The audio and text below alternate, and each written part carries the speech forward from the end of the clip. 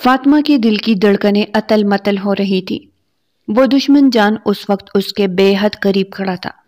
دونوں میں چند انچ کا ہی فاصلہ تھا، اور جس قدر شدت سے وہ اس کے چہرے کے ایک ایک نقش کو دیکھ رہا تھا، فاطمہ کو لگا تھا کہ یہ فاصلہ وہ چند لمحوں میں ہی ختم کر دے گا۔ کس کی اجازت سے تم یہاں پر آئی ہو؟ اس نے پیار سے فاطمہ کے بالوں کی لٹ پکڑی اور اسے اپنی انگلی میں گھمانے لگا۔ اچانک سے اس نے لٹ کھینچی۔ بے اختیار فاطمہ کے منہ سے درد بھری ایک سسکی نکلی۔ مجھے معاف کر دے، مجھ سے غلطی ہو گئی ہے، وہ بھیگے ہوئے لہجے میں بولی۔ یہ غلطی نہیں ہے بلکہ گناہ ہے، اور گناہ کی سزا ملتی ہے۔ پلیز مجھے جانے دے۔ 2 دن پہلے ہی وہ چھٹیاں گزارنے کے لیے اپنے گاؤں آئی تھی، حالانکہ اس کی امی نے اسے سختی سے منع کیا تھا، کیونکہ وہ نہیں چاہتی تھی کہ ان کی بیٹی گاؤں کی نام نہاد روایات کی بھیڑ چڑھے۔ اب یہاں سے تم اسی وقت ہی جا سکتی ہو جب میں تمہیں اجازت دوں گا۔ وہ تھوڑا سا پیچھے ہو کر کھڑا ہو گیا۔ فاطمہ کو لگا تھا جیسے کسی نے اس کی گردن آزاد کر دی ہو۔ کیا عمر ہے تمہاری؟ کیا کرتی ہو؟ آج سے پہلے تمہیں گاؤں میں کبھی بھی نہیں دیکھا۔ وہ اسے سر سے لے کر پاؤں تک دیکھتا ہوا پراسرار لہجے میں بولا۔ میں 20 سال کی ہوں، کالج میں پڑھتی ہوں۔ انٹرسٹنگ، مجھے لگتا ہے کہ تم اس گاؤں سے کالج میں جانے والی پہلی لڑکی ہو۔ وہ اسے داد دیے بغیر نہیں رہ سکا تھا۔ مجھے شکور پر بھی حیرت ہو رہی ہے۔ وہ مجھے اپنے گھر کی ہر بات بتاتا ہے، لیکن اس نے خوبصورت بیٹی مجھ سے چھپا کر رکھی۔ اب دیکھو تم، یہ تو نا انصافی ہے نا؟ وہ چہرے پر معصومیت سجائے اس سے سوال کر رہا تھا، جبکہ فاطمہ کے دل میں اس کے لیے نفرت بڑھنے لگی۔ اگر آپ کی تفتیش مکمل ہو گئی ہو تو کیا میں یہاں سے جا سکتی ہوں؟ نہیں، ایک لفظی جواب موصول ہوا۔ اس کی نظریں دروازے کی طرف اٹھے جو کھلا ہوا تھا۔ ایک لمحے کی دیری کے بغیر وہ اس طرف بھاگی، مگر سلطان پھرتی کا مظاہرہ کرتے ہوئے اس کا ہاتھ پکڑ کر اسے ایک جھٹکے سے اپنی جانب کھینچ چکا تھا۔ وہ زور سے اس کے سینے سے جا کر ٹکرائی۔ اس کے سانسوں کی رفتار تیز ہو چکی تھی، اس کا وجود بھی ہولے ہولے لرز رہا تھا۔ سلطان کو یہ معلوم ہو رہا تھا کہ اگر وہ اسے مسلسل دیکھتا رہا تو جلد ہی اپنے ہوش و حواس کھو بیٹھے گا۔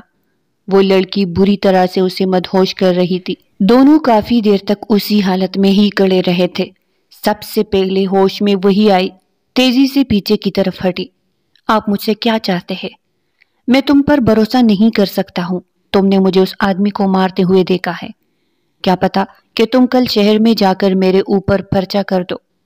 وہ اس کے آس پاس چکر لگانے لگا، جبکہ وہ شکایتی نظروں سے اس کے چہرے کی طرف دیکھ رہی تھی۔ یہ بات آپ بھی جانتے ہیں کہ میں آپ کے خلاف نہیں جا سکتی ہوں، لیکن وکیل صاحبہ، ہم آپ پر بھروسہ بھی تو نہیں کر سکتے ہیں۔ آج آپ کمزور ہے، کل کو طاقتور ہو کر ہمارے ہاتھوں ہتھ کڑی لگانے پہنچ گئی تو اس کا مطلب ہم تو خسارے میں رہ گئے۔ آپ کو کیسے پتا کہ میں وکالت کر رہی ہوں؟ وہ چونک اٹھی تھی، کیونکہ تھوڑی دیر پہلے جب وہ اس سے ساری معلومات لے رہا تھا، اس دوران فاطمہ نے اسے یہ بات نہیں بتائی تھی کہ وہ وکالت کر رہی ہے۔ اس کے سوال پر وہ کھل کر مسکرا دیا اور اس کی چھوٹی سی ناک کو کھینچتے ہوئے کہنے لگا، تمہارے پاس صرف 5 منٹ ہے، یہاں سے بھاگو۔ اگر 5 منٹ میں تم حویلی سے نکلنے میں کامیاب ہو گئی تو اس کا مطلب ہے کہ تمہاری جان بچ گئی۔ یہاں سے جانے کے بعد کسی کو بھی اس واقعے کے بارے میں نہیں بتانا، ورنہ پھر جو تمہارے والدین کا میں حشر کروں گا وہ ساری دنیا کے سامنے عبرت کا نشان بن کر رہ جائیں گے۔ اس کے کانوں میں دہشت بھرے انداز میں اپنی بات مکمل کرتا وہ اس کو لرزنے پر مجبور کر گیا تھا۔ اسے تو جیسے جان بخشتی چاہیے تھی۔ فوراً سے وہاں سے بھاگی۔ تمام نوکر اسے بھاگتے ہوئے دیکھ رہے تھے اور اس کا مذاق بنا رہے تھے۔ تم سب لوگ کل سے کام پر نہیں آؤ گے۔ سلطان نے ان پر ایک نظر ڈالی اور اپنی بات مکمل کر کے حویلی کے اندر چلا گیا۔ اس کے ساتھ ہی نوکروں کو اپنے ہنسنے کی سزا بھی مل چکی تھی۔ وہ جانتے تھے کہ انہوں نے اپنے پاؤں پر خود ہی کلہاڑی مار دی ہے، اور انہیں اس بارے میں بھی پتا تھا کہ اب وہ سلطان کو راضی بھی نہیں کر سکتے، کیونکہ سلطان صرف اور صرف ایک بار فیصلہ کرتا تھا، اور جو بات اس کے منہ سے نکل جاتی تھی وہ پتھر پر لکیر ہوتی تھی۔ کوئی انسان جتنی مرضی کوشش کیوں نہ کر لے، وہ اسے اس کے فیصلے سے ہٹا نہیں سکتا تھا۔ تم اس مالی کی بیٹی کے ساتھ کیا کر رہے تھے؟ مجھے تم سے یہ امید نہیں تھی کہ تم اپنا وقت اس 2 ٹکے کی لڑکی کے ساتھ برباد کرو گے۔ انہوں نے اپنے بیٹے کو گھورتے ہوئے کہا، تو وہ کھل کر مسکرا دیا۔ کیا ہو گیا ہے ماما آپ کو؟ کیا لگتا ہے آپ کو کہ میں اس لڑکی کی ذات میں دلچسپی لینے لگا ہوں؟ یہ آپ کی غلط فہمی ہے، میں تو بس اسے خوفزدہ کر رہا تھا۔ وہ کھل کر مسکرا دیا اور آرام سے صوفے پر ٹانگ چڑھا کر لیٹ گیا۔ میں سوچ رہی ہوں کہ تم واپس شہر چلے جاؤ، کیونکہ تم یہاں کے معاملات ٹھیک طرح سے نہیں دیکھ رہے ہو۔ کل بھی گاؤں میں ایک فساد ہو گیا، دونوں پارٹیز حویلی میں تم سے ملنے کے لیے آئی تھی تاکہ تم ان کے درمیان فیصلہ کر سکو۔ تمہارے بابا بھی ان دنوں یہاں پر موجود نہیں ہے، مگر تم شاویز کی حویلی میں پارٹیز کر رہے تھے۔ وہ سلطان سے سخت ناراض نظر آ رہی تھی۔ 2 ہفتے پہلے ہی تو میں انگلینڈ سے واپس آیا ہوں۔ آپ کیا چاہتے ہیں کہ یہاں پر آتے ہی کام کاج شروع کر دوں؟ تھوڑی سی مجھے بھی ریلیکسیشن ملنے چاہیے۔ میں نے کب کہا ہے کہ تم آرام نہ کرو، مگر میں کہہ رہی ہوں کہ تھوڑا سا گاؤں کے معاملات میں بھی دلچسپی لو، کیونکہ کل کو یہ سب کچھ تم نے ہی دیکھنا ہے۔ تمہارے بابا کی طبیعت اب بہت زیادہ خراب رہنے لگی ہے۔ وہ اس پوزیشن میں نہیں ہے کہ پورا دن جرگے میں بیٹھے رہا کرے۔ اب ان کی جگہ تم نے ہی سنبھالنی ہے۔ اس نے کوفت سے ایک گہری سانس کھینچی۔ فی الحال میں اپنے کمرے میں جا رہا ہوں، مجھے کوئی بھی ڈسٹرب نہ کرے۔ سنو، تمہاری خالہ تمہاری شادی کے بارے میں پوچھ رہی تھی۔ انہوں نے اپنی بیٹی کا رشتہ بھی میرے سامنے رکھا ہے۔ مجھے تو جویریہ میں کوئی برائی نظر نہیں آئی۔ اچھی خاصی آنکھوں دیکھی لڑکی ہے، نظروں کے سامنے ہی پروان چڑھی ہے، شریف ہے، خوبصورت ہے، سب سے بڑھ کر یہ کہ عزت دار اور امیر گھرانے سے تعلق رکھتی ہے۔ ایک مرد کے لیے اس سے بڑھ کر فخر کا مقام اور کوئی نہیں ہوتا کہ اس کی بیوی عزت دار ہو۔ میں چاہ رہی ہوں کہ تمہاری اس کے ساتھ رشتے کی بات شروع کروں۔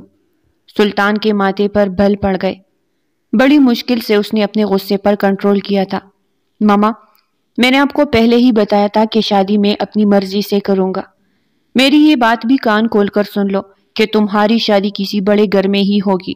اگر تم نے کسی 2 ٹکے کی فضول لڑکی کو اپنی زندگی میں داخل کرنے کے بارے میں سوچا تو مجھ سے برا کوئی بھی نہیں ہوگا۔ وہ اسے انگلی اٹھا کر دھمکی دے رہی تھی، جبکہ ماں کے اس انداز پر وہ مسکرا دیا تھا۔ امی، آپ کو کیوں لگتا ہے کہ سلطان کسی معمولی سی لڑکی پر ہاتھ رکھے گا؟ آپ بے فکر ہو جائے، میرا معیار آپ کے معیار سے بھی کئی گنا اونچا ہے۔ انہیں بھائی آنکھ مارتا وہ اپنے کمرے میں جا چکا تھا، مگر کوئی بھی نہیں جانتا تھا کہ اس کی قسمت میں کیا لکھا ہوا ہے۔ بعض اوقات انسان کے بڑے بڑے بول اسے منہ کے بل گرا دیتے ہیں۔ رات کا وقت تھا، وہ اپنے کمرے میں لیٹا آرام کر رہا تھا۔ نیند اس کی آنکھوں سے کوسوں دور تھی۔ وہ ہرنی جیسی آنکھیں بار بار اس کی آنکھوں کے سامنے گھومنے لگتے۔ بے اختیار وہ اپنے بٹ پر اٹھ بیٹھا۔ اس نے اپنے سینے کے پہلے 2 بٹن بھی کھول دیے تھے اور گہری سانس لینے لگا تھا۔ وہ نہیں جانتا تھا کہ اسے کیا ہو رہا ہے۔ کچھ سوچتے ہوئے وہ بٹ سے نیچے اترا، پاؤں میں جوتے ڈال کر حویلی کے اندرونی حصے سے باہر نکل گیا۔ اسے معلوم نہیں تھا کہ وہ کہاں پر جا رہا ہے۔ اس کی نگاہیں بے ساختہ آس پاس کسی کو تلاش کر رہی تھی، جبکہ اس کے ذہن میں صرف اور صرف اسی لڑکی کا چہرہ آ رہا تھا۔ بے اختیار وہ ایک جگہ پر رک گیا جہاں پر اس نے اس لڑکی کو پہلی بار دیکھا تھا۔ یہ مجھے کیا ہو رہا ہے؟ میں اس کے بارے میں کیوں اتنا سوچ رہا ہوں؟ اس نے بے چینی سے اپنی پیشانی مس لی۔ اور میں کیوں اس کے پیچھے جا رہا ہوں؟ میں تو اس گاؤں کا سردار ہوں، میرے ایک حکم پر یہاں پر کچھ بھی ہو سکتا ہے۔ اسے میرے پاس آنا چاہیے۔ یہ سوچتے ہی اس کے لبوں پر ایک پر اصرار سی مسکراہٹ پھیل گئی۔ اس نے موبائل نکالا۔ شفیق، 15 منٹ کے اندر اندر وہ لڑکی میرے پاس لے آؤ۔ اس نے فوراً سے حکم جاری کیا۔ اب اس کا رخ اپنے ڈیرے کی طرف تھا، جہاں وہ اپنے دوستوں کے ساتھ مختلف قسم کی محفلیں سجاتا تھا۔ اسے وہاں پر بیٹھے ہوئے 20 منٹ گزر گئے تھے، لیکن ابھی شفیق کا کوئی نام و نشان نہیں تھا۔ اسے نئے سرے سے غصہ آنے لگا۔ وہ وقت کی پابندی کرنے والا تھا اور ہر کسی سے یہی توقع کرتا تھا کہ وہ بھی وقت کے پابند ہو۔ اس نے غصے سے موبائل اٹھائی اور شفیق کو کال ملا دی۔ میں 15 منٹ سے تمہارا انتظار کر رہا ہوں۔ صاحب جی، بہت معذرت کے ساتھ کہتا ہوں، وہ لڑکی اپنے گھر پر نہیں ہے۔ میں نے اس کے گھر کو پوری طرح سے چھان مارا ہے۔ اس گھر میں کوئی فرد موجود نہیں ہے۔ یہ تم کیا کہہ رہے ہو؟ صاحب جی، میں بالکل ٹھیک کہہ رہا ہوں۔ مجھے تو لگتا ہے کہ وہ بڈھا اپنے خاندان کو یہاں سے لے کر چلا گیا ہے۔ غصے سے اس نے اپنی مٹھیاں بھینچ لی تھی۔ اس کی اتنی جرت کہ وہ ہماری اجازت کے بغیر اس گاؤں سے باہر نکلے۔ وہ ہلکے بل چلایا۔ شفیق کو اپنے کانوں کے پردے پڑتے ہوئے محسوس ہوئے تھے۔ اس نے غصے سے کال کٹ کر دی تھی، اس کے ساتھ ہی اپنے گارڈز کو ان لوگوں کی تلاش میں بھیج دیا۔ پوری رات گزر چکی تھی مگر فاطمہ اور اس کے خاندان کے بارے میں کوئی پتہ نہیں لگ سکا تھا۔ جیسے جیسے وقت گزرتا چلا جا رہا تھا ویسے ویسے اس کے غصے میں بھی اضافہ ہوتا چلا جا رہا تھا۔ جب آمنہ بیگم کو اس بارے میں پتہ چلا تو انہیں حیرانگی ہونے لگی۔ کیا کر رہا ہے ان کا بیٹا؟ ایک معمولی سی لڑکی کے بارے میں اتنا کیوں سوچ رہا ہے؟ اگر وہ یہاں سے چلی گئی ہے تو اس پر لعنت بیچ کر معاملے کو رفع دفع کرے۔ ضرور معاملہ کوئی اور ہے۔ فاطمہ کو اپنی خالہ کے گھر آئے ہوئے 1 ہفتہ گزر چکا تھا۔ وہ چھت پر بیٹی اپنی اسائنمنٹ مکمل کر رہی تھی جب اسے جانے پہچانی خوشبو محسوس ہوئی۔ اس کے لبوں پر ایک پیاری سی مسکراہٹ پھیل گئی۔ وہ جانتی تھی کہ سکندر ہے۔ محترمہ ہر وقت کتابوں میں ہی سر دے کر بیٹھی رہتی ہے، تھوڑا سا ہمیں بھی وقت دے دیا کرے، آپ کی نوازش ہوگی۔ جب سے آپ یہاں پر آئے ہیں 3ری بار آپ کا چہرہ دیکھنے کو ملا ہے۔ یا تو کمرے میں بند رہتے ہیں یا پھر گھر کے کاموں میں ہی لگی رہتی ہے۔ وہ شکایت کیے بغیر نہیں رہ سکا تھا۔ فاطمہ نے بے ساختہ اپنی گھنی پلکیں اٹھائی۔ اس کی آنکھوں میں چمکتی ہوئی خوشی دیکھ کر وہ اندر تک سرشار ہو گیا تھا۔ محترم، آپ جانتے ہیں کہ ہماری پڑھائی تھوڑی سی مشکل ہے۔ آج محنت کروں گی تو کل کسی بڑے مقام پر پہنچوں گی۔ اس دوران اگر آپ میرا ساتھ دینے کی بجائے مجھ سے شکوے کریں گے تو معاملات تھوڑے سے دشوار ہو جائیں گے۔ آپ مجھے کامیاب دیکھنا چاہتے ہیں نا؟ وہ اس کی آنکھوں میں دیکھتے ہوئے ایک امید سے بولی تھی۔ ارے ہم تو آپ کو کامیابی کی بلندیوں پر دیکھنا چاہتے ہیں۔ وہ کرسی کھینچ کر اس کے مقابل میں ہی بیٹھ گیا تھا۔ مجھے بتاؤ کیسی پڑھائی جا رہی ہے؟ اگر کسی بھی چیز کی ضرورت ہو تو تم بلا جھجک مجھ سے کہہ سکتی ہو، اور اگر کوئی بھی تنگ کرے تو صرف اپنے غلام کو ایک فون کر دینا، اگلے ہی لمحے تمہارا کام ہو جائے گا۔ وہ ایک آرمی آفیسر تھا۔ 2 ہفتے پہلے ہی اپنے گھر 1 مہینے کی چھٹی پر آیا تھا اور اسی دوران وہ بھی اپنے خالہ جان کے پاس چلی گئی تھی۔ نوشین بیگم نے اپنی بہن کو ساری حقیقت بتا دی تھی اور کومل بیگم نے انہیں یقین دلایا تھا کہ وہ اس معاملے میں اپنی بہن کی مدد کرے گی۔ نوشین صاحبہ کا 1 مہینے تک اپنی بہن کے ساتھ ہی رہنے کا ارادہ تھا۔ اس کے ساتھ ساتھ وہ گھر بھی تلاش کر رہی تھی۔ پہلے جو پیسے وہ اپنی بیٹی کے ہاسٹل کی فیس کے لیے رکھتی تھی، انہوں نے سوچا تھا کہ ابھی انہی پیسوں سے وہ گھر کا کرایہ ادا کر دے گی۔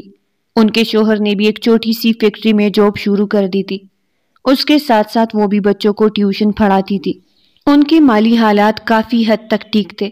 جہاں تک اس کے کالج کی فیس تھی تو وہ ایک ہونہار اسٹوڈنٹ تھی۔ ہر سال ہی اسے اسکالرشپ ملتی تھی۔ اس کے کالج کے اخراجات نہ ہونے کے برابر تھے۔ زندگی میں سکون تھا۔ اس کے لیے وہ اپنے رب کا جتنا بھی شکر ادا کرتی کم تھا۔ تم نے شادی کے بارے میں کیا سوچا ہے؟ 26 سال کا ہو گیا ہوں میں، کچھ تو مجھ پر ترس کھاؤ۔ تو آپ 26 کے ہوئے ہیں، میں تو بھی صرف اور صرف 20 کی ہوں اور ایک چھوٹی سی بچی ہوں، وہ آنکھیں گھماتے ہوئے بولی تو وہ اسے گھورنے لگا۔ لڑکی، صرف اپنے بارے میں سوچ رہی ہو، تھوڑا سا میرے بارے میں بھی سوچو۔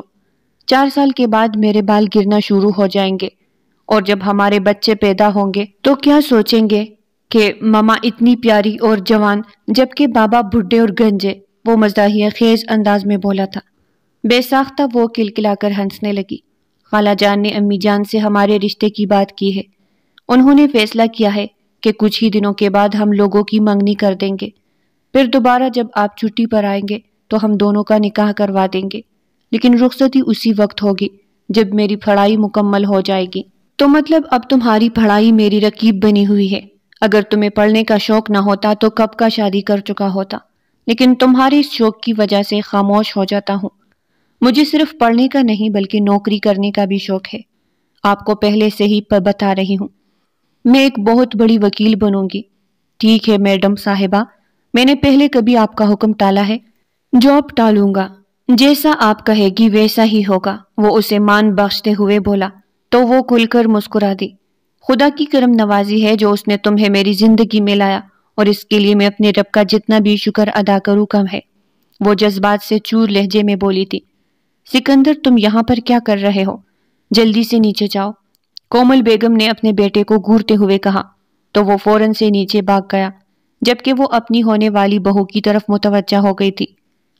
تم کل میرے ساتھ بازار چلنا، میں تمہارے لیے منگنی کا پیارا سا جوڑا خریدوں گی۔ ارے خالہ جان، اس کی ضرورت نہیں ہے، میرے پاس بہت اچھے اچھے جوڑے ہیں، آپ بس سادگی سے رسم کر دیجئے گا۔ پہلے ہی آپ کا بہت خرچہ ہو گیا ہے۔ وہ وہی بات کر رہی تھی جو اسے نوشین بیگم نے کرنے کے لیے کہی تھی۔ کومل بیگم کو بے ساختہ اپنی ہونے والی بہو پر پیار آیا۔ انہوں نے اس کا ماتھا چوما۔ تم صرف میری بہو نہیں ہو بلکہ میری بیٹی بھی ہو، اور تمہارے معاملے میں اپنے سارے خواب پورے کروں گی۔ اس کے ساتھ ساتھ تمہیں بھی کسی چیز کی کمی محسوس نہیں ہونے دوں گی۔ وہ جذبات سے چور لہجے میں بولی تھی۔ کیا تم لوگوں کو شکور کے بارے میں کچھ پتا چلا؟ جیسے ہی وہ حویلی کے اندر داخل ہوا، اس کی نظر شفیق پر پڑی جو اس کی امی کے کمرے سے باہر نکل رہا تھا۔ نہیں صاحب جی، ان کے بارے میں کچھ بھی نہیں پتا چلا ہے۔ خدا جانے انہیں زمین کھا گئی ہے یا آسمان نکل گیا ہے۔ ان کا کوئی تو رشتہ دار ہوگا جن کے پاس انہوں نے پناہ لی ہوگی۔ شکور کا کوئی بھائی نہیں ہے اور اس کی بیوی کے خاندان کے بارے میں کوئی کچھ نہیں جانتا ہے۔ شفیق نے دو ٹوک انداز میں بات ہی مکمل کر دی۔ اس سے پہلے کہ وہ وہاں سے جاتا، سلطان نے اس کا بازو مضبوطی سے پکڑا۔ اب میں خود اسے ڈھونڈنے کے لیے جا رہا ہوں۔ اگر وہ لڑکی مجھے مل گئی تو میں تمہیں نہیں چھوڑوں گا۔ شفیق کے چہرے کے تاثرات بگڑ گئے تھے۔ وہ یکدم ہی بہت زیادہ خوفزدہ نظر آنے لگا تھا۔ صاحب جی، اس سے پہلے کہ وہ مزید کچھ کہتا، سلطان نے اس کا بازو ایک جھٹکے سے چھوڑا اور خود تن فن کرتا ہوا آمنہ بیگم کے کمرے کے اندر داخل ہو گیا۔ میں نے آپ سے کہا تھا کہ آپ جویریہ سے میرے رشتے کی بات نہیں کریں گے۔ وہ ان سے پوچھ نہیں رہا تھا بلکہ ان پر چلا رہا تھا۔ یہ تم کس لہجے میں بات کر رہے ہو؟ کیا تم تمیز بھول چکے ہو؟ وہ بھی اسی کی ہی ماں تھی، جیسے اس کا یہ لہجہ برداشت کرتی۔ فی الحال مجھے تمیز نہ سکھائے۔ جو آپ سے پوچھ رہا ہوں اس کا جواب دے۔ اگر آپ یہ چاہتی ہے کہ میں نکاح کے دن انکار کر کے اس عورت کو ساری دنیا کے سامنے ذلیل کر دوں تو ٹھیک ہے، آپ کی یہ خواہش بھی پوری کرنے کے لیے تیار ہوں، مگر یہ غلط فہمی اپنے دل سے نکال دیجئے گا کہ میں اسے اس حویلی کی بہو بنا کر لاؤں گا۔ میں اسی عورت کو ہی اپنی زندگی میں جگہ دوں گا جو یہاں اس نے اپنے دل کی طرف اشارہ کیا، جو اس جگہ پر حکومت کرے گی۔ ماہ و سال تیزی سے گزرتے چلے جا رہے تھے۔ فاطمہ کی صرف اور صرف 1 سال کی ہی پڑھائی رہتی تھی۔ اب وہ انٹرن شپ کر رہی تھی اور بہت جلد سکندر کی دلہن بھی بننے والی تھی۔ وہ لوگ ایک الگ گھر میں شفٹ ہو گئے تھے، مگر جب بھی سکندر چھٹی پر آتا تھا اپنی خالہ کے گھر کا چکر ضرور لگاتا تھا۔ اب وہ کیپٹن بن چکا تھا، ڈیوٹی پر بھی ہوتا تب بھی اس کے لیے وقت نکال کر اسے کال کرتا تھا، اس سے اس کے دن کا حال پوچھتا تھا، اس کی خیریت دریافت کرتا تھا، ہر مہینے اس کے لیے کوئی نہ کوئی چھوٹا سا تحفہ خرید کر بیچتا تھا۔ وہ اسے ایک پل کے لیے بھی احساس نہیں ہونے دیتا تھا کہ وہ اسے بھول گیا ہے۔ وہ اسے ہر وقت ہی اہمیت دیتا تھا۔ اس کی محبت نے وہ خود کو سرشار محسوس کرتی تھی، مگر کبھی کبھار جب اسے سلطان کی یاد آتی تھی تو اس کا دل خوف سے کانپنے لگتا تھا، کیونکہ یہ بات تو وہ بھی جانتی تھی کہ سلطان اپنی ضد کا پکا ہے، اور جب سلطان کوئی کام ٹھان لیتا ہے تو اسے مکمل کر کے ہی رہتا ہے۔ اس نے تو سلطان کے دل پر کھاری ضرب لگائی تھی۔ وہ اسے کچھ سوچنے سمجھنے کا موقع دیے بغیر ہی وہاں سے نکل آئی تھی۔ کیا وہ کبھی مجھے ڈھونڈ پائے گا؟ اس نے بے اختیار خود سے سوال کیا، اور اگر اس نے مجھے ڈھونڈ لیا تو اس کے آگے وہ سوچ بھی نہیں سکی تھی، کیونکہ جواب بڑا واضح سا تھا۔ حویلی میں اس کی سلطان کے ساتھ پہلی ملاقات نہیں تھی، بلکہ اس سے پہلے بھی وہ اس سے ملاقات کر چکی تھی۔ اس سے یہاں پر آنے کے بعد اس بارے میں معلوم ہوا تھا۔ شدید تپتی دوپہر تھی، اسے کیلیا کھانے کا دل کر رہا تھا جو اس وقت صرف اور صرف حویلی والوں کے باغ میں موجود تھی۔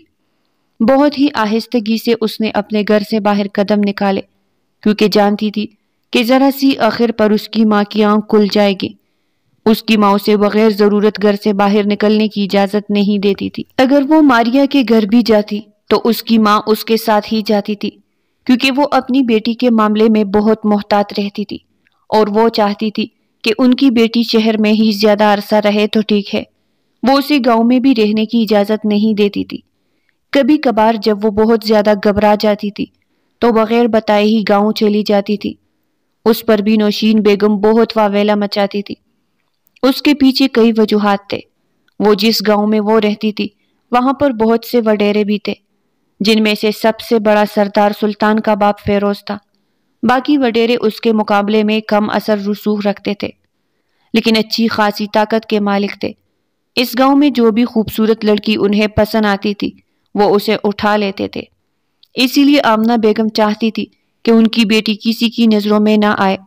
جہاں تک فیروز صاحب کے خاندان کا سوال تھا تو وہ شروع سے ہی اس بات کے خلاف تھے۔ اب جب چونکی گاؤں والوں نے انہیں سردار بنا لیا تھا تو ان سے بہت سی امیدیں بھی لگائی تھی، جن میں سے ایک امید یہ تھی کہ وہ لڑکیوں کو اٹھانے کا معاملہ رکوائیں۔ انہوں نے سب وڈیروں کو بلا کر ایک میٹنگ رکھوائی۔ اس کے ساتھ ہی انہیں دھمکی دی تھی کہ اگر کسی نے اس فیصلے کے خلاف جانے کی کوشش کی تو اسے کھڑی سزا دی جائے گی، اور یہ سزا انہیں گاؤں والوں کے ہاتھوں دلوائی جائے گی۔ تو یہ ان لوگوں کے لیے شرمندگی کا مقام تھا کہ اپنے سے کمتر لوگوں کے ہاتھوں وہ ذلیل ہوتے ہیں جن پر انہوں نے ساری عمر حکمرانی کی تھی۔ انہوں نے اس بات کی ذمہ داری بھی اپنے بیٹے کے حوالے کر دی تھی۔ ماریا، اٹھو چلو، میرے کے لیے کھانے کے لیے دل للچا رہا ہے۔ 2 دن کے بعد میں نے ویسے بھی شہر واپس چلے جانا ہے، پھر کئی مہینوں تک وہاں پر ہی رہوں گی۔ پلیز میری یہ آخری خواہش پوری کر دو۔ وہ چھوٹے بچوں کی طرح اس کی منتیں کر رہی تھی۔ ماریا دوسری طرف کروٹ بدل کر لے گئی۔ جاؤ یار، تم بھی جا کر سو جاؤ اور مجھے بھی آرام کرنے دو۔ وہ گہری نیند میں تھی اور اسے نیند سے اٹھانا جنگ عظیم میں فتح حاصل کرنے کے مترادف تھا۔ اس کی سمجھ میں جب کچھ بھی نہ آیا تو اس نے ٹھنڈے پانی کا مٹکا اٹھایا اور وہ پورا ماریا کے اوپر انڈیل دیا۔ وہ جلدی سے اپنی جگہ پر اٹھ بیٹھی اور گہرے گہرے سانس لینے لگی۔ یہ کیا بدتمیزی ہے؟ تمہیں شرم حیا نہیں ہے؟ وہ غصے سے بولی تو فاطمہ نے معصومیت سے نفی میں سر ہلا دیا۔ کافی دیر سے تمہیں اٹھانے کی کوشش کر رہی ہوں مگر تم کوئی جواب ہی نہیں دے رہے تھے۔ مجھے اس سے بہتر کوئی دوسرا طریقہ نہیں لگا، وہ آنکھیں ٹمٹماتے ہوئے بولی۔ اب مجھے بتاؤ کہ کیا آفت آ گئی ہے؟ تمہیں اپنے گھر میں آرام کیوں نہیں لگتا ہے؟ مجھے کچے آم کھانے ہیں اور وہ حویلی والوں کے باغ میں موجود ہے۔ تم میرے ساتھ چلو نا، تم ویسے بھی اس حویلی میں کام کرتی ہو، وہ لوگ تمہیں کچھ بھی نہیں کہیں گے۔ تم پاگل تو نہیں ہو گئی ہو یار؟ تمہارے دماغ نے کام کرنا چھوڑ دیا ہے۔ تم جانتی بھی ہو کہ آمنہ بیگم کس قدر سخت عورت ہے، اور آج کل تو ویسے بھی ان کا بیٹا واپس آیا ہوا ہے۔ ہم چپ کر ان کے باغ میں نہیں جا سکتے، اور اگر ہم نے اجازت لی تو وہ کبھی اجازت نہیں دیں گے۔ بہتری اسی میں ہے کہ خاموشی سے اپنے گھر میں بیٹھو۔ میں بھی چینج کر کے دوبارہ سے سوتی ہوں۔ اس سے پہلے کہ وہ واش روم کی طرف بڑھتی، فاطمہ نے پھر سے اس کے بازو مضبوطی سے پکڑ لی۔ تم مجھے صرف اور صرف اس باغ کے بارے میں بتا دو۔ میں تم سے وعدہ کرتی ہوں کہ تمہیں اندر ساتھ لے کر نہیں جاؤں گی، اور اگر کچھ ایسا ویسا ہوا تو میں تمہارا نام بھی نہیں لوں گی، سارا الزام اپنے سر لے لوں گی۔ دیکھو اس میں خطرہ ہے، اور تم جانتی ہو کہ میں تمہیں خطرے میں اکیلے نہیں جھونک سکتی۔ ماریا بے بسی سے بولی تھی، اور پھر نہ چاہتے ہوئے بھی وہ اپنی بے وقوف دوست کے ساتھ تپتی ہوئی دوپہر میں اپنے آرام دہ گھر کو چھوڑ کر باہر نکل گئی۔ دور دور تک کسی آوارہ کتے کا بھی نام اور نشان نہیں تھا۔ گرمی اس قدر شدید تھی کہ سارے جانور بھی درختوں کی چھاؤں میں بیٹھے ہوئے تھے، جبکہ وہ بے وقوفوں کی طرح تپتی ہوئی دھوپ میں چل رہی تھی۔ اگر کوئی ہمیں اس حالت میں دیکھ لے تو ہمیں بے وقوف ہی سمجھیں گے، ماریا نے جلے ہوئے دل سے کہا۔ ہم لوگوں کی پرواہ کریں گے تو انجوائے نہیں کر پائیں گے۔ اگر تم زندگی کھل کر جینا چاہتی ہو تو لوگوں کی باتوں کو نظر انداز کرنا شروع کر دو۔ فاطمہ کے لہجے میں بھلا کی لاپرواہی تھی، یوں جیسے اسے کسی کی بات سے کوئی فرق ہی نہ پڑتا ہو۔ یہ باتیں صرف کتابوں تک ہی اچھی لگتی ہے میری جان، حقیقی زندگی میں لوگوں کو دیکھ کر ہی چلنا پڑتا ہے اور ان کی مان کر ہی زندگی گزارنی پڑتی ہے، کیونکہ ہم جس معاشرے میں رہتے ہیں وہ لوگوں سے ہی مل کر بنی ہوئی ہے۔ واہ واہ، کیا فلسفہ جا رہا ہے۔ تمہیں تو رائٹر بننا چاہیے۔ بس کر جاؤ، مجھے غصہ نہ دلاؤ، پہلے ہی میرا بی پی ہائی ہے۔ ماریا نے اسے لتاڑ کر خاموش کروا دیا۔ تھوڑے ہی دور ایک بہت بڑے پیمانے پر بنا ہوا باغ دکھائی دینے لگا۔ حیرت کی بات یہ تھی کہ باغ کے سامنے چوکیدار نہیں کھڑا تھا، اور نہ ہی وہاں پر کوئی اور پہرہ دار موجود تھا۔ دروازہ بھی کھلا ہوا تھا۔ ہماری تو عیاشی ہو گئی، اس نے پرجوش انداز میں کہا۔ اس سے پہلے کہ وہ اندر جاتی، ماریا نے اس کی بازو مضبوطی سے پکڑی۔ مجھے لگتا ہے کہ حویلی سے کچھ لوگ یہاں پر آئے ہیں۔ اگر یہاں پر لوگ ہوتے تو باہر گاڑیاں کڑی ہوتی۔ تم تو جانتی ہو کہ حویلی والے اگر پڑوس میں بھی جائیں گے تو اپنی بڑی سی کالی گاڑی میں بیٹھ کر جائیں گے۔ اندر کوئی بھی نہیں ہے، اس لیے پریشان ہونے کی ضرورت نہیں ہے۔ اس کے لہجے میں صدا کی لاپرواہی تھی۔ اپنی دوست کی باتوں کو نظر انداز کرتے ہوئے وہ اس باغ کے اندر داخل ہو گئی۔ بڑے بڑے آم کے درخت تھے جہاں پر چڑھنا مشکل ہی نہیں ناممکن تھا۔ اس کی خوش قسمتی یہ تھی کہ ایک آم کا درخت دیوار کے قریب تھا۔ وہ پہلے دیوار پر چڑھ اس کے بعد آم کی ٹہنی کو پکڑ کر اس پر بندر کی طرح چڑھنے لگی۔ سلطان جو کہ تھوڑی دیر پہلے ہی وہاں پر آ کر بیٹھا تھا اور باقی درختوں کا جائزہ لے رہا تھا، ایک لڑکی کو بندروں کی طرح درخت پر چڑھتا ہوا دیکھ کر حیران رہ گیا۔ اس کے لبوں پر ایک شرارتی سی مسکراہٹ پھیل گئی تھی۔ وہ اپنی جگہ پر اٹھ کھڑا ہوا۔ اس نے دیکھا کہ درخت کے نیچے ہی ایک اور لڑکی کھڑی تھی جس نے اپنے چہرے کو چھپا رکھا تھا اور وہ خوفزدہ نظروں سے دائیں بائیں دیکھ رہی تھی۔ وہ اس لڑکی کو پہچان چکا تھا۔ یہ اس کی حویلی میں کام کرنے والی ایک نوکرانی تھی۔ کیا ہو رہا ہے یہاں پر؟ ماریا جانی پہچانی مردانہ آواز سن کر اپنی جگہ پر اچھل پڑی۔ بے ساختہ نظریں اٹھا کر دیکھا تو وہاں پر وہی دشمن جان کھڑا تھا جس سے وہ حویلی میں بھی اکتراتی ہوئی پھرتی تھی، کیونکہ اسے اس عجیب اور غریب انسان سے بہت خوف محسوس ہوتا تھا۔ جاؤ تم یہاں سے، اس نے اسے گھورتے ہوئے کہا۔ مگر صاحب وہ میری دوست، اس نے کچھ بولنا چاہا مگر سلطان کی گوری پر نہ چاہتے ہوئے بھی خاموش ہو گئی اور تیزی سے اس باغ سے باہر نکل گئی۔ دل ہی دل میں وہ اپنی دوست کے لیے دعائیں کر رہی تھی جس نے خود اپنے پاؤں پر کلہاڑی ماری تھی۔ اب وہ پرست سے ہاتھ باندھ کر درخت کے نیچے کھڑا تھا۔ وہ کچے آم اتار کر نیچے کی طرف پھینک رہی تھی اور اس کے ساتھ ہی اسے نصیحتیں کر رہی تھی۔ سارے آم چن لو، ایک بھی یہاں پر نہیں چھوڑنا۔ گھر جا کر اس پر نمک لگا کر آرام سے کھائیں گے۔ میں تو ابھی سے بہت زیادہ ایکسائٹڈ ہوں۔ دل کر رہا ہے کہ اس درخت پر ہی بیٹھ کر کھانا شروع کر دو، مگر حویلی کے جلادوں کا بھی کوئی بھروسہ نہیں ہے، اور ابھی جو تم نے اس سلطان کے بچے کے بارے میں بتایا ہے، اس نے ہمیں دیکھ لیا تو ایک نئی قیامت آ جائے گی۔ ویسے میں نے اس انسان کو ابھی تک دیکھا نہیں ہے، مجھے بتاؤ تو صحیح کہ وہ کیسا ہے؟ کیا وہ شکل سے بھی جلاد دکھائی دیتا ہے یا پھر ہینڈسم سا بندہ ہے؟ اگر خوبصورت ہے تو پھر اس کے بارے میں سوچا بھی جا سکتا ہے۔ وہ کچھ بھی سوچے سمجھے بغیر بولے جا رہی تھی۔ اسے اس بات کا بھی اندازہ نہیں تھا کہ جس جلاد کی شان میں وہ قصیدے پڑھ رہی ہے وہ سب کچھ اپنے کانوں سے سن رہا ہے۔ دیر سارے آم توڑنے کے بعد وہ آرام سے ایک ٹہنی پر جا کر بیٹھ گئی اور گہرے گہرے سانس لینے لگی۔ اچانک ہی اس کی نظر زمین کی طرف اٹھی۔ اسے لگا کہ ساتوں آسمان اس کے سر کے اوپر آ کے گر گئے ہیں۔ وہاں پر کوئی خوبصورت نوجوان مرد کھڑا تھا، ہاتھ لپیٹے بہت ہی فرصت سے اسے دیکھ رہا تھا۔ ارے میڈم، خاموش کیوں ہو گئی ہے؟ اور بھی بولے، میں اپنے بارے میں مزید سننا چاہتا ہوں، دیکھنا چاہتا ہوں کہ آپ میرے بارے میں اور کتنے نادر خیالات رکھتی ہے۔ وہ اس قدر بکلا گئی کہ اس کا پاؤں پھسلا۔ اس سے پہلے کہ زمین پر گرتی، سلطان نے پھرتی کا مظاہرہ کیا اور اسے اپنے بازو میں سمیٹ لیا۔ اگر مرنے کا شوق ہے تو کہیں اور جا کر اپنی جان دو، کیوں یہ الزام بھی ہمارے سر پر تھوکنا چاہتی ہو؟ پہلے بھی ہم لوگ بہت زیادہ بدنام ہو چکے ہیں۔ وہ شرارتی انداز میں اس کی آنکھوں میں دیکھتا اسے مشورہ دے رہا تھا۔ چھوڑو مجھے، وہ بکلاتے ہوئے بولی۔ تھوڑی دیر پہلے ہی تو پکڑا ہے، اتنی آسانی سے کیسے چھوڑ دوں؟ اس کے لہجے میں ابھی بھی شرارت کا عنصر نمایاں تھا۔ فاطمہ کی آنکھوں میں آنسو چمکتے ہوئے دیکھ کر وہ تیزی سے بولا، دیکھو مجھے عورتوں کو چپ کروانا نہیں آتا، تم یہاں پر ایک نیا ڈرامہ شروع مت کر دینا۔ یہ کہہ کر اس نے فوراً سے اسے نیچے اتارا۔ فاطمہ نے آگے پیچھے دیکھے بغیر ہی بھاگنا شروع کر دیا تھا۔ وہ جو ایک وکیل بننے جا رہی تھی اور سوچتی تھی کہ مجرموں کو سزا دلوائے گی، معصوم لوگوں کو ان کا حق دے گی، اب اگر کوئی اس کے کالج کا لڑکا یا لڑکی اسے اس طرح سے بھاگتے ہوئے دیکھ لیتے تو اپنی آنکھوں پر یقین نہیں کر پاتے۔ مگر اس میں بھی سارا قصور فاطمہ کا تھا۔ وہ کسی سے اجازت لیے بغیر ہی اس جگہ پر داخل ہو گئی تھی۔ وہ اس وقت تک اس کی پشت کو دیکھتا رہا تھا جب تک وہ اس کی نظروں سے اوجھل نہیں ہو گئی تھی۔ اس کے لبوں پر ایک پیاری سی مسکراہٹ پھیل گئی۔ اس نے بے ساختہ زمین پر گرے ہوئے کچے آموں کو اٹھایا۔ اس کے ساتھ ہی اس نے دور کھڑے نوکر کو اشارہ کیا تھا، یہ سارے آم اس کی دوست کے گھر پہنچا دو۔ نوکر نے جلدی سے ہاں میں سر ہلایا۔ جیسے ہی وہ ماریا کے گھر پہنچی، تھوڑی ہی دیر کے بعد وہ نوکر بھی ادھر چلا آیا تھا۔ صاحب نے یہ سب کچھ آپ لوگوں کے لیے بھجوایا ہے۔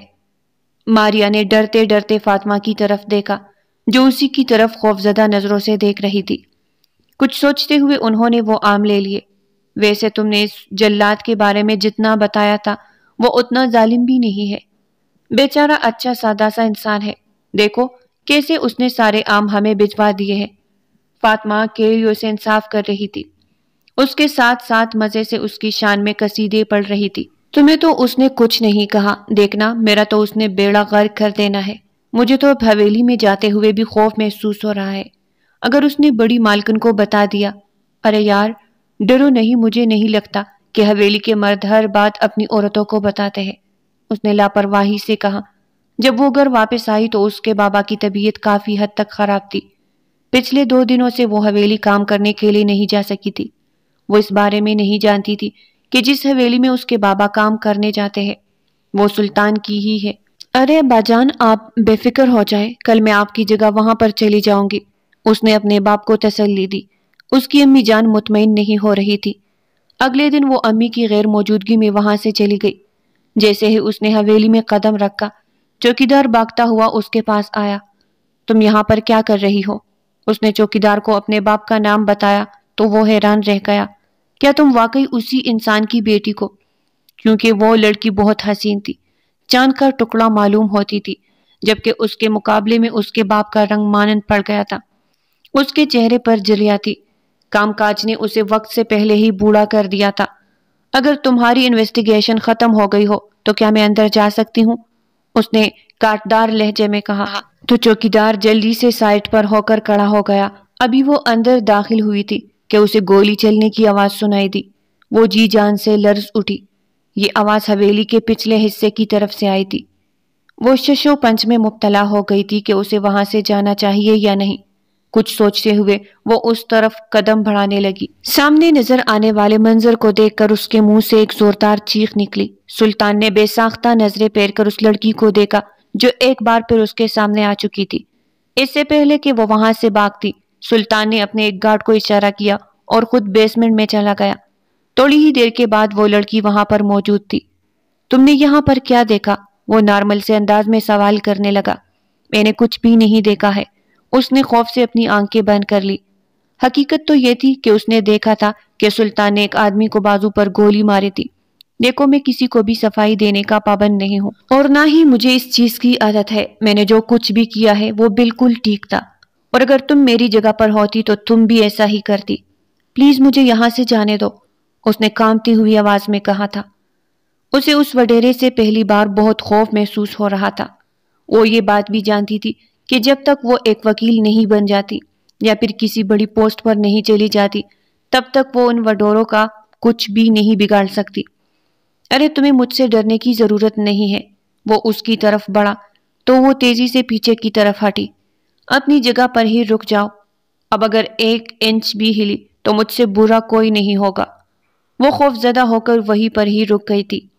थोड़ी देर तक वो उसे घूरता रहा।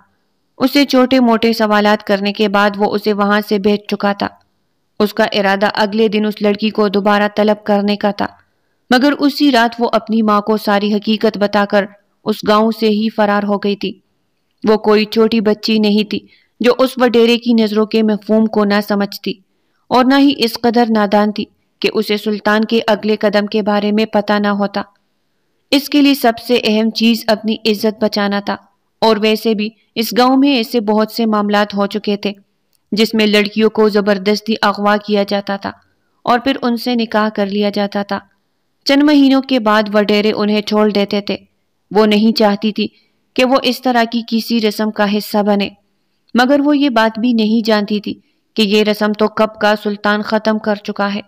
अब किसी भी छोटे मोटे वडेरे की इतनी हिम्मत नहीं थी कि वो किसी लड़की की तरफ आंख उठाकर भी देखता। और उस दिन सुल्तान ने जिस आदमी को बाजू पर गोली मारी थी वो उसके किए की सजा थी।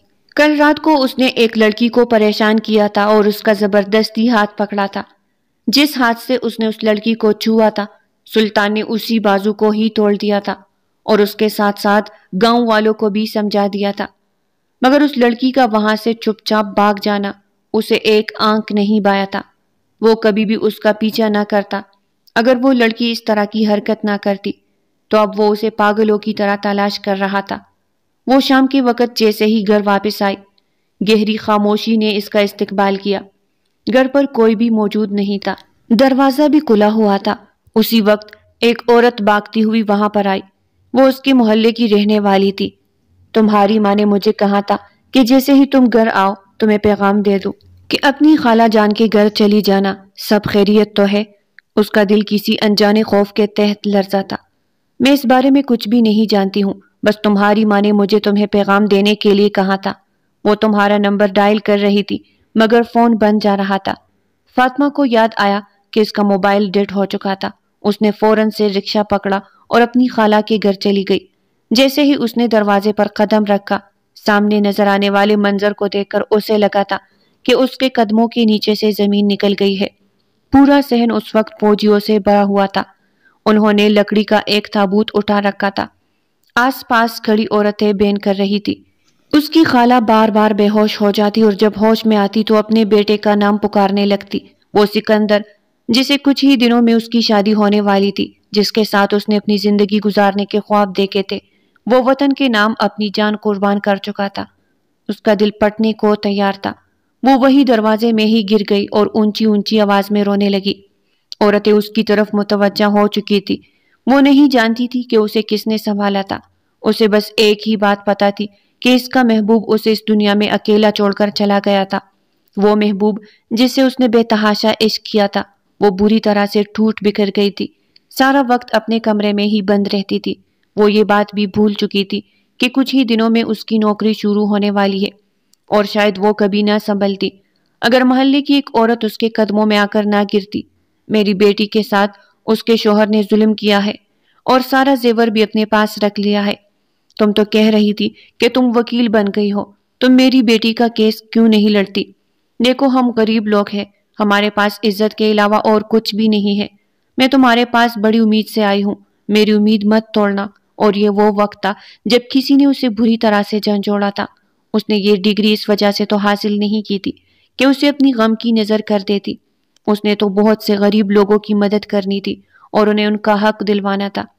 اس دن وہ اپنے کمرے سے نکلی تھی۔ اس دن اس نے دوبارہ سے دنیا کا سامنا کیا تھا۔ تھوڑا سا وقت لگا تھا اور وہ کیس جیتنے میں کامیاب ہو چکی تھی۔ جب وہ کورٹ سے باہر نکل رہی تھی تو سامنے سے آنے والی شخصیت کو دیکھ کر اسے لگا کہ وہ اگلی سانس نہیں لے پائے گی، کیونکہ وہ کوئی اور نہیں بلکہ سلطان تھا۔ جس بات کا ڈر تھا وہ ہو چکا تھا۔ 3 سال کے بعد صحیح، مگر سلطان اس کے سامنے کھڑا تھا۔ اس سے پہلے کہ وہ اپنا راستہ تبدیل کرتی، سلطان اس کے سامنے جا کر کھڑا ہو گیا۔ اب تم کبھی بھی میرے ہاتھوں سے نکل کر نہیں بھاگ سکتی ہو، اور نہ ہی میں تمہیں اس چیز کی اجازت دوں گا۔ جو کام تم نے پہلے کیا ہے اس کی سزا تو تمہیں مل کر رہے گی۔ میں نے کچھ بھی غلط نہیں کیا ہے۔ میں ایک آزاد شہری ہوں، اپنی حدود میں رہتے ہوئے جو دل میں آئے وہ کر سکتی ہوں۔ اگر میں نے وہ جگہ چھوڑی تو اس میں میری مرضی شامل تھی، جو میرا حق تھا۔ ذرا سا قانون کیا پڑھ لیا تم نے؟ تم تو مجھے ہی آنکھیں دکھانے لگی ہو، وہ عجیب سے لہجے میں بولا تھا۔ میں کچھ غلط نہیں کہہ رہی ہوں، اپنی بات کہتی وہ اس کے پہلو سے نکل کر جا چکی تھی۔ رات تقریباً 11 بجے کا وقت تھا جب اس کا موبائل بجا۔ ایک انجانے نمبر سے کال آ رہی تھی۔ اسے کسی حد تک شک تو ہو ہی چکا تھا۔ جب موبائل اٹھایا تو دوسری طرف وہی ظالم انسان موجود تھا۔ تمہارے پاس صرف اور صرف 5 منٹ ہے، اپنے گھر کے سامنے آؤ۔ میں نہیں آ رہی، یہ کہہ کر اس نے کٹ سے کال کاٹ دی۔ اگلے ہی لمحے وہ اس کے کمرے کی کھڑکی میں کھڑا تھا، وہ بری طرح سے بکلا کے۔ اس سے پہلے کہ وہ کمرے سے باہر نکلتی، سلطان نے اس کا بازو پکڑ کر ایک جھٹکے سے اسے اپنی جانب کھینچا اور اسے زور سے دیوار کے ساتھ لگا لیا۔ وہ اس کی سانسوں کی تپش اپنے چہرے پر محسوس کر رہی تھی۔ تمہیں اندازہ بھی ہے کہ تم نے مجھے کتنا تڑپایا ہے؟ میں نے کچھ بھی نہیں کیا، چھوڑو مجھے اور دور ہو جاؤ ورنہ میں پولیس میں رپورٹ کر دوں گی۔ خبردار جو تم نے مجھے پولیس کی دھمکی دی۔ میں بخدا کسی سے بھی نہیں ڈرتا ہوں اور تمہارے معاملے میں تو میں اب کسی کا لحاظ نہیں کروں گا۔ محبت کرنے لگا ہوں تم سے، شدید محبت اپنانا چاہتا ہوں تمہیں، اپنی عزت بنانا چاہتا ہوں۔ شروع میں مجھے لگتا تھا کہ تم میری ضد بن گئی ہو، لیکن نہیں، تم تو میرے دل میں گھر کر چکی تھی۔ میں جانتی ہوں کہ تم مجھے بے وقوف بنا رہے ہو، اور تم جیسے وڈیروں کا کام ہی یہی ہے، لڑکیوں کو بے وقوف بنا کر اپنے جال میں پھنسانا اور پھر انہیں استعمال کر کے چھوڑ دینا۔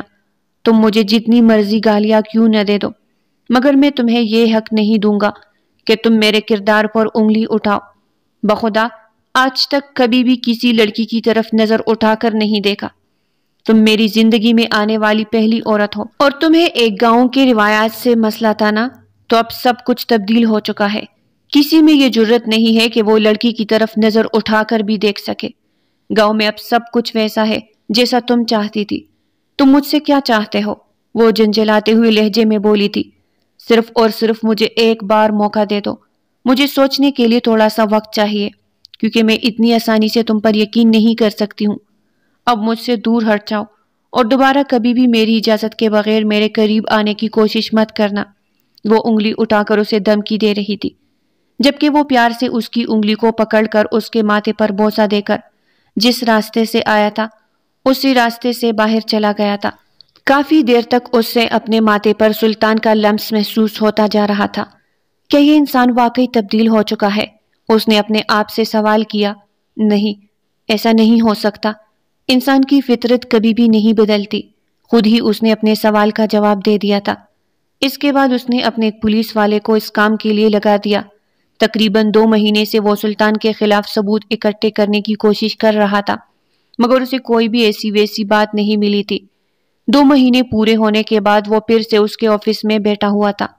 محترمہ، آپ کا ٹائم پورا ہو گیا ہے اور آپ کا بھیجا ہوا بندہ بھی میرے خلاف کچھ بھی ڈھونڈ نہیں پایا ہے۔